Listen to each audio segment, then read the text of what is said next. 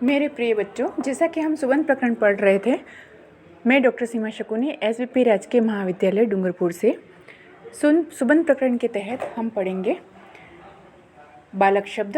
वैसे हमारे कोर्स में बालक शब्द नहीं है, लेकिन सबसे पहले हम अकारांत क्या होता है, जैसे हमने बोला बालक। ठीक है, बालक में आपने देखा क के पीछे अ की अंतिम ध्वनि आती है। अंतिम ध्वनि किसकी आती है? अ की। बालक क अ, तो उसे हम बोलेंगे अकारांत। पहले मैं बता चुकी हूँ अकारांत क्या है, आकारांत क्या है, इकारांत क्या है, उकारांत क्या है, ऋकारांत क्या है। सारे शब्द रूप इस तरह से अलग अलग बनते हैं। अभी हम पढ़ेंगे अकारांत। विभक्ति आपकी हैं 7 प्रकार की और वचन हैं आपके 3 प्रकार के। ठीक है, विभक्ति के अकॉर्डिंग आप जानते हैं प्रथमा, द्वितीय, तृतीय, चतुर्थी, पंचमी, षष्ठी, सप्तमी, इस प्रकार से विभक्ति हो गई। और वचन हो गए आपके एक वचन, द्विवचन, बहुवचन। ठीक है, इसे हम पढ़ेंगे। प्रथम विभक्ति में बालकः, बालको, बालकाः। द्वितीय विभक्ति में बालकं, बालको, बालकान्। तृतीय विभक्ति में बालकेन, बालकाभ्यां, बालकैः। चतुर्थी में बालकाय, बालकाभ्यां, बालकेभ्यः। पंचमी विभक्ति में बालकात्, बालकाभ्यां, बालकेभ्यः। षष्ठी विभक्ति में बालकस्य, बालकयोः, बालकानां। और सप्तमी विभक्ति में बालके, बालकयोः, बालकेषु। संबोधन में हे बालक, हे बालको, हे बालकः। वैसे हमारे क्या है, कोर्स में रूप सिद्धि नहीं है, इसलिए हमें सूत्रों के अनुसार रूप सिद्धि नहीं करनी है, केवल यहाँ पर हमें इसको याद करना है। प्रश्न पूछा जाएगा कि द्वितीय विभक्ति का द्विवचन बताइए, तब आपको बताना है बालकौ। फिर पूछा जाएगा चतुर्थी विभक्ति का द्विवचन बताइए, तब आपको लिखना पड़ेगा बालकाभ्याम। षष्ठी विभक्ति एक वचन बताइए, बालकस्य। सप्तमी विभक्ति बहुवचन बताइए, तो बालकेषु। इस तरह से आपको याद करना है।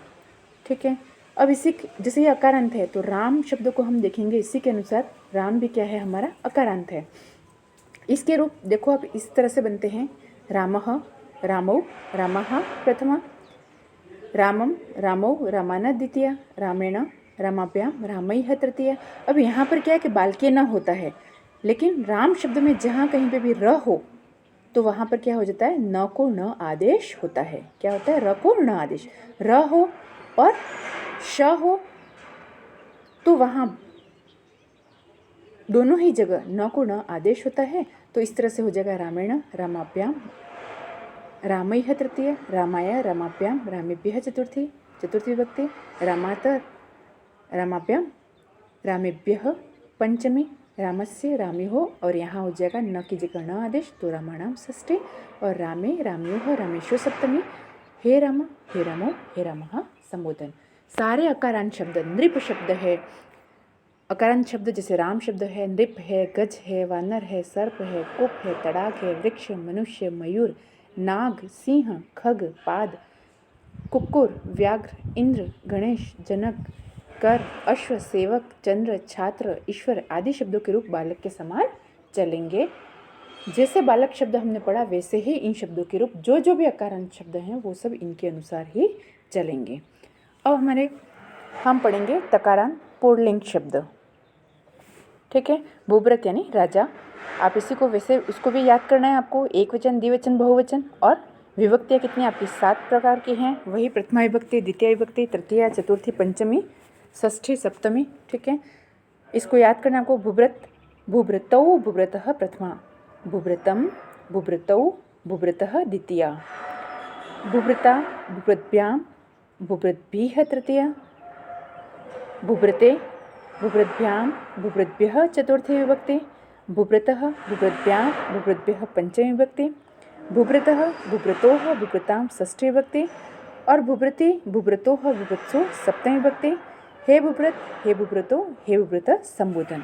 अब आपको यहाँ ध्यान रखना है कि त हलंत है। ठीक है, त हलंत कहाँ पर है आपका? प्रथमा एक वचन में है, फिर आपका षष्ठी बहुवचन में म हलंत है, ये आपको ध्यान रखना है। ठीक है, और फिर आपका है तृतीय, चतुर्थी और पंचमी में, यहाँ पर भी म आपके हलंत है। आप इस तरह से याद कर सकते हैं कि प्रथमा में त हलंत, षष्ठी विभक्ति बहुवचन में म हलंत, और तृतीय, चतुर्थी और पंचमी में द्विवचन, तीनों ही द्विवचन में आपका म हलंत।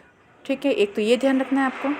फिर आपको ये ध्यान रखना है कि प्रथमा और द्वितीय द्विवचन में तौ तौ है, भुभृतौ भुभृतौ, ठीक है। फिर आपका प्रथमा और द्वितीय बहुवचन में क्या है, भुभृतः भुभृतः, ये ध्यान रखना है आपको, ठीक है। फिर पंचमी और षष्ठी में आपका क्या है, भुभृतः भुभृतः, एक जैसे रूप हैं आपके, ठीक है। और षष्ठी और सप्तमी द्विवचन में आपका है भुभृतोः भुभृतौ, ठीक है। इस तरह से भी आप याद कर सकते हैं, या फिर इसको बार बार दोहरान कर या लिख कर इसको याद कर सकते हैं। क्वेश्चन वो पूछेगा कि प्रथमा एक वचन तो भुभृत, ठीक है। फिर वो पूछेगा पंचमी विभक्ति का द्विवचन बताइए, भुभृत शब्द के पंचमी विभक्ति का द्विवचन, तो आपको लिखना पड़ेगा भुभृतभ्याम, ठीक है। फिर वो पूछेगा सप्तमी विभक्ति द्विवचन बताइए, तो आपको लिखना पड़ेगा भुभृतोः। फिर पूछेगा तृतीय विभक्ति एक वचन बताइए, तो भुभृतः लिखना है आपको, ठीक है। इसलिए कहाँ विसर्ग आता है, कहाँ हलंत आता है, इस तरह से आपको ध्यान में रखना